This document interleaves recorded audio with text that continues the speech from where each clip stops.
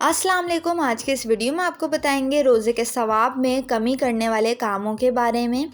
वो काम जिनसे रोज़ा नहीं टूटता अलबत्ता रोज़ा मकरूह हो जाता है, यानी सवाब में कमी आ जाती है।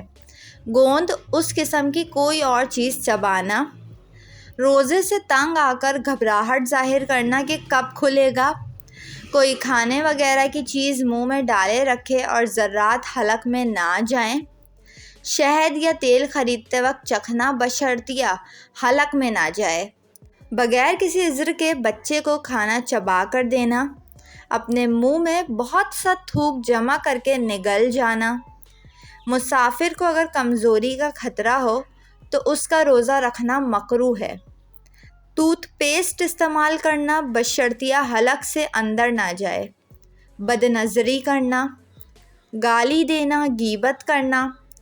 रोज़े में बुरे ख्यालात आने से रोज़ा टूटता नहीं है, लेकिन सवाब में कमी हो जाती है।